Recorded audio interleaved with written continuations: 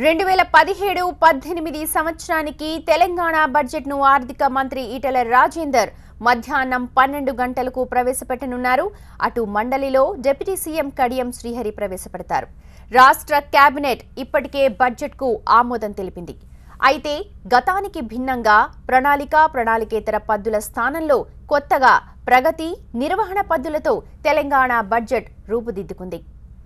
గత ఏడాది 1,30,000 కోట్లుగా ఉన్న బడ్జెట్ ఈసారి 1,41,000 కోట్ల వరకు ఉండొచ్చని అంచనా వేస్తున్నారు. పన్నుల రాబడితో పాటు ఆదాయం 15% పెరగడం, కేంద్ర పన్నుల్లో వాటా పెరగడంతో బడ్జెట్ పరిణామం పెరిగే అవకాశం ఉంది. అయితే ఈసారి కొత్తగా ప్రవేశపెడుతున్న ప్రగతి పద్దులో అభివృద్ధి, సంక్షేమ రంగాల కేటాయింపులు, నిర్వహణ పద్దులో వేతనాలు, ఖర్చులు, ఇతర వ్యయాలు ప్రధానంగా ఉండనున్నాయి. ఈ బడ్జెట్లో సంక్షేమ రంగానికి పెద్ద పీట దక్కే అవకాశం ఉంది. ఇప్పటికే సంక్షేమ పథకాల కింద ఏటా 36,000 కోట్ల వరకు కేటాయిస్తోంది ప్రభుత్వం. అయితే ఇప్పుడు ఆ కేటాయింపులు మరింత పెరిగే అవకాశం ఉంది. 1,000 కోట్లతో ఎంబీసీ కార్పొరేషన్, చేనేత రంగానికి 1,000 కోట్ల వరకు బడ్జెట్లో కేటాయింపులుంటాయని అంచనా వేస్తున్నారు. ఇక అటు రుణమాఫీ నిధులు 4,040 కోట్లను 2 విడతలుగా విడుదల చేస్తోంది సర్కార్. అయితే ఈ బడ్జెట్లో ఏక మొత్తంలో రుణమాఫీకి నిధులు విడుదల చేసే అవకాశం ఉంది. ఈ బడ్జెట్లో సన్నబియ్యం, సబ్సిడీ బియ్యం పంపిణీకి భారీ ఎత్తున నిధులు కేటాయించే అవకాశం ఉంది. ఇక ఒంటరి మహిళలకు 1,000 రూపాయల పెన్షన్ ఇవ్వాలని కూడా నిర్ణయించింది ప్రభుత్వం. బడ్జెట్లో సామాజిక న్యాయం కింద 360 కోట్ల రూపాయలు ప్రత్యేకంగా కేటాయిస్తారని అంచనా. విద్యారంగానికి కూడా ఈ బడ్జెట్లో అధిక ప్రాధాన్యత దక్కే అవకాశం ఉంది.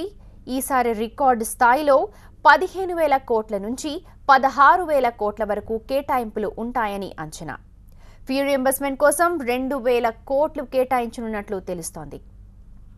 గురుకుల పాఠశాల ఏర్పాటుతో పాటు వాటి నిర్వహణకు 3,697 కోట్ల నుంచి 4,000 కోట్ల వరకు కేటాయించే అవకాశం ఉంది. బీసీల సంక్షేమ కేటాయింపులు కూడా తగిన స్థాయిలో పెంచనున్నారు. ఇక ఎస్సీ, ఎస్టీ సబ్ ప్లాన్లను ఈసారి ప్రగతి పద్దులో ప్రత్యేక అభివృద్ధి నిధిగా చూపనున్నారు. అయితే బడ్జెట్లో ప్రత్యేక నిధి కింద కేటాయించిన నిధులు ఖర్చు కాకపోతే వచ్చే బడ్జెట్లో నిధులకు అదనంగా కలపనుంది ప్రభుత్వం. మొత్తంగా పగడ్బందీగా బడ్జెట్ను రూపొందించింది ప్రభుత్వం.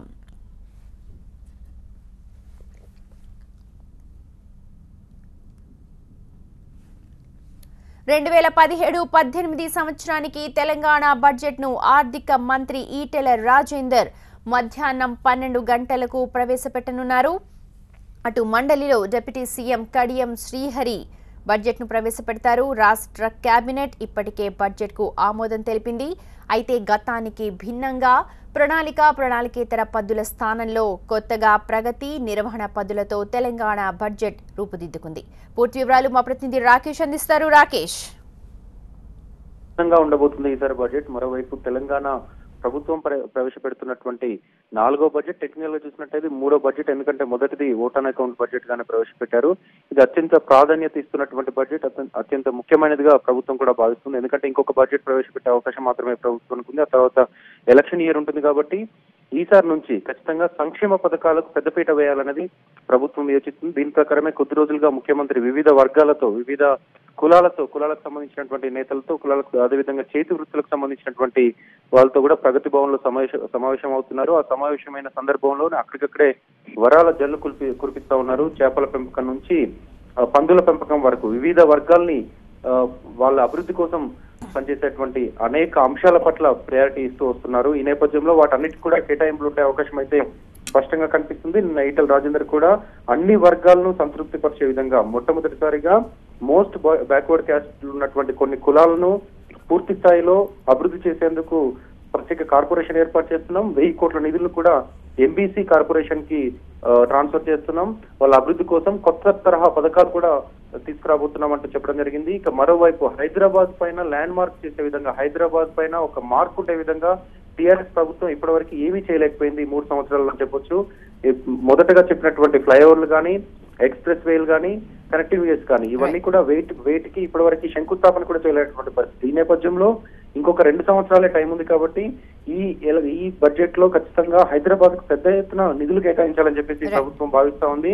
ట్రాఫిక్ నియంత్రణ, అదేవిధంగా కనెక్టింగ్ రోడ్స్, ఎక్స్ప్రెస్ వేలు వీటన్నిటిని కూడా ఏర్పాటు చేయడంతో పాటు హైదరాబాద్ నుంచి జిల్లాలకు వెళ్లేటువంటి రోడ్లన్నింటినీ కూడా పూర్తి స్థాయిలో అభివృద్ధి చేయాలని చెప్పేసి ప్రభుత్వం భావిస్తుంది. ఈ నేపథ్యంలో హైదరాబాద్ మీద తన మార్కు ఉండేలాగా టీఆర్ఎస్ ప్రభుత్వం ఈ బడ్జెట్ లో నిధులు ప్రవేశపెడుతున్నట్లుగా మనకున్నటువంటి సమాచారం.